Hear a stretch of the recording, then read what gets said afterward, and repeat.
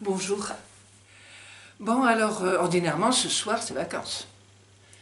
Donc, je ne sais pas si c'est pas ma dernière histoire. Enfin, on verra bien. On verra bien. Vous surveillerez, vous regarderez un petit peu sur mon blog, parce que malgré tout, vacances, c'est vacances. Il faudra bien faire attention. Bon, aujourd'hui, le ciel est encore bleu. Voilà, hier, il a fait une belle journée pour finir. Donc, voilà, j'espère qu'aujourd'hui aussi, c'est surtout la nuit qui fait très très froid. Alors on a peut-être une petite pensée pour tous les agriculteurs qui ont les arbres fruitiers qui ont gelé. Ça, c'est vraiment un problème. Et puis moi, je pense toujours aux gens qui dorment dehors. Il peut y en avoir encore, malheureusement. Ou alors ceux qui n'ont pas trop de chauffage. Non, il faut toujours avoir une pensée pour ceux qui sont plus malheureux que nous. Ça nous remonte un petit peu le moral. Allez, donc aujourd'hui, je vais vous raconter une histoire un petit peu comme celle de hier. C'est une histoire que je raconte pratiquement jamais, donc, mais qui me plaît. Pourquoi je ne la raconte pas, je ne sais pas. Et donc du coup, on va la partager et ça sera sympa. Attention, cric, crac, parfait. Dans le poulailler, c'était l'effervescence. Tout le monde était content, tout le monde était agité. En effet, ça faisait 21 jours que Poule Noire était en train de couver ses œufs. Et elle s'était levée parce qu'elle sentait bien qu'il y avait plusieurs œufs qui étaient en train de bouger à l'intérieur, qu'il y avait plusieurs becs qui tapaient contre la coquille, et que enfin, les poussins allaient sortir. Les poussins étaient très jolis, quoique, franchement, un poussin qui sort de l'œuf, c'est pas très très beau. Mais on va dire qu'ils étaient jolis parce que tout ce qui est petit est joli. Et malgré tout, il y en avait un poussin qui était très très bizarre. Oui, il était bizarre. Il était non seulement bizarre, mais il était très moche. Les autres poules, et même les dindons, les dindes, qui ont vu Poule Noire regarder ça avec stupéfaction, se sont précipités. Ils ont dit, mais c'est pas une poule. Mais non, c'est pas une poule, c'est un coq. Mais oui, mais vous avez vu quel coq? Ah oui, quel coq! Figurez-vous que ce coq-là, eh bien, c'était une moitié de coq. Il avait qu'une seule patte, il avait qu'une seule aile, et il avait qu'un seul œil. Oh, oh, ben alors, incroyable, une moitié de coq. Bon, mais tout de suite, la poule noire a dit, oh, mais je l'aime bien quand même. Et c'est vrai qu'elle l'aimait bien quand même. Mais Brin de Coq, comme on l'appelait, Brin de Coq quand même, était pas très gentil, lui. Non, non, bon, ça se peut que c'était tout simplement parce qu'il s'aimait pas. Mais enfin, puisqu'on l'aimait, oh là là là là là, il n'arrêtait pas de faire des farces aux uns et aux autres. Mais vous savez, le truc de blague qui énerve, qu'on fait une fois, ça fait rire, et puis qu'après, ça suffit. Par exemple, dans le poulailler, il y avait un très beau coq.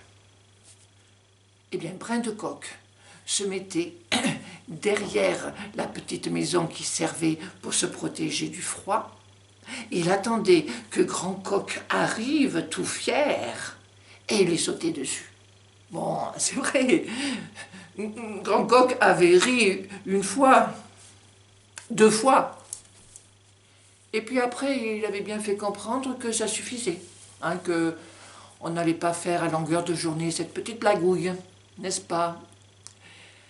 Alors, Coq un jour a dit à sa maman Poule Noire, oh, j'en ai assez de vivre comme ça à l'étroit dans ce poulailler. Non, non, je vais aller chercher l'aventure. Bah, tu sais, pour chercher l'aventure, a dit Poule Noire, des fois c'est loin, des fois c'est fatigant, des fois c'est dangereux. Fais attention, hein. Ouais, te fais pas de soucis, je suis dégourdie. J'ai envie d'aller au château du roi, et je verrai bien là-bas. Et dès le lendemain matin, Brin de Coq a profité que la fermière, en apportant les graines, a laissé un tout petit peu la porte du poulailler ouverte et chut, il s'est faufilé et il est parti. Il était fier sur sa seule patte aidé par sa seule aile, à tout regarder avec son seul œil. Il était fier. Il est passé à côté d'un ruisseau. Il y avait plein d'herbes dans ce ruisseau. Aussi, l'eau a dit à Brenne de Coq, s'il te plaît, Brenne de Coq, prends 2 minutes, regarde, est-ce que tu peux m'enlever quelques herbes? J'arrive même plus à parcourir mon courant. S'il te plaît, j'arrive même plus à couler. Oh, qu'est-ce que tu me racontes, le ruisseau? Oh, non. Hein. L'eau est assez forte comme ça, voilà, hein, elle fait ce qu'elle veut. Si elle est bloquée à cause des herbes, c'est son problème. Moi, je vais voir le roi et je ne m'arrête pas. Bon, ben, d'accord. Et Brin de Coq a continué de marcher avec la seule patte qu'il avait, avec la seule aile qu'il avait, et a bien tout regardé avec le seul œil qu'il avait. Puis il est arrivé dans un petit bois, et là il y avait un feu que des bûcherons très certainement avaient mis pour se réchauffer. Mais le feu était en train de s'éteindre. Alors, il a appelé Brin de Coq. Brin de Coq, s'il te plaît, mets-moi quelques branches pour que je reprenne vie.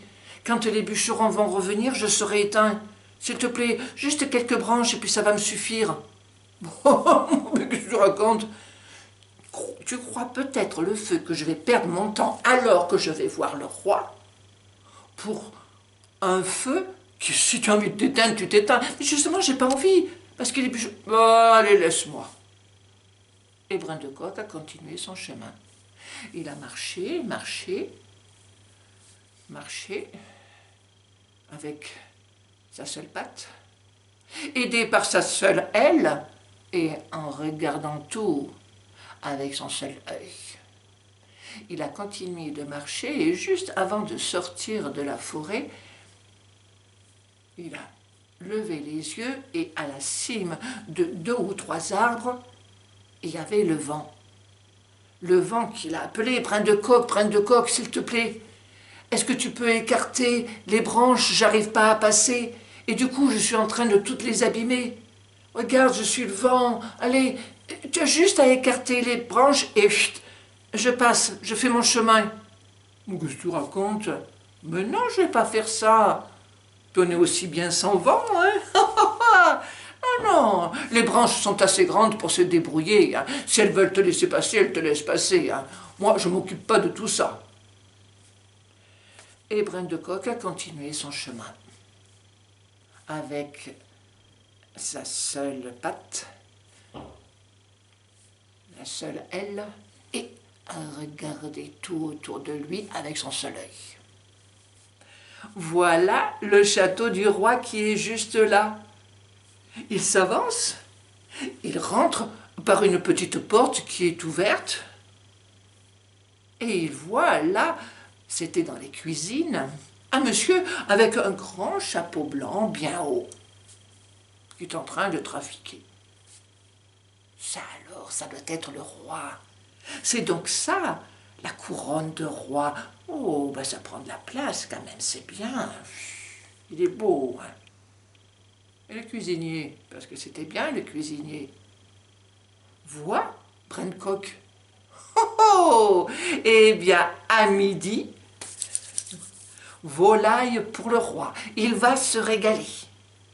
Et sans que Brin de Coq ait pu dire et pu faire quoi que ce soit, le cuisinier a pris Brin de Coq, l'a mis dans une marmite, dans une casserole pleine d'eau. Le feu est bien vite. L'eau se met à bouillir. Aïe, aïe, aïe, aïe, aïe, mais que ça fait mal, mais que ça fait mal. Oh, mais arrête-toi, mais arrête-toi. C'est pas possible. Je suis venu dire bonjour au roi et puis voilà ce qui m'arrive. Mais l'eau lui répond, et pourquoi je m'arrêterai? Tant pis pour toi, moi je t'avais juste demandé d'enlever quelques herbes. Tu n'as pas voulu? Eh bien moi, je n'arrête pas d'être chaude et de bouillir. Tant pis pour toi. Oh, mais c'est pas possible. Mais c'est pas possible. Feu, arrête-toi de faire chauffer l'eau. Tu vois bien que je suis en train de mourir. Moi, je suis juste venue voir le roi. Je ne demande rien à personne. Arrête donc juste le feu, arrête. Non, a dit le feu, je n'arrêterai pas. Qu'est-ce que je t'ai demandé? Pour pas que je meure, juste 2 branches. Tu n'as pas voulu? Eh bien moi je bouge pas. Je laisse les choses se faire comme elles se doivent. Oh là là là là là là. Alors Brin de Coq a imploré le vent. S'il te plaît, le vent, s'il te plaît, viens. Et puis éteins ce feu pour que l'eau chaude arrête d'être chaude. Et puis que moi je puisse sortir de cette casserole. Le feu a dit, tu te souviens? Pas le feu, le vent. Le vent a dit, tu te souviens?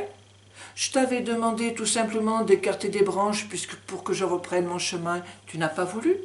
Mais je vais être gentil avec toi, je vais te sortir de là.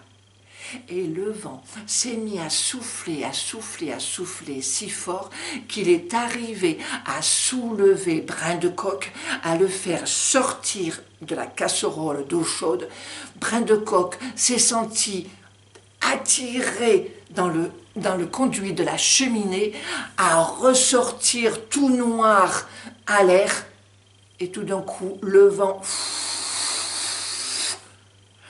l'a déposé en haut, en haut du toit de l'église, où là il est devenu une girouette, et il y est toujours.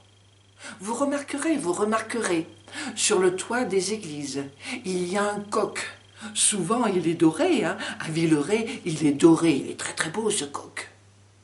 Eh bien, ce coq-là, il a qu'une patte, qu'une aile et qu'un œil. Il a bien le temps avec cet œil de regarder tout ce qui se passe dans le village ou dans la ville. Mais maintenant, il est là, il ne bouge plus. Il indique d'où vient le vent, et ça, c'est déjà pas mal.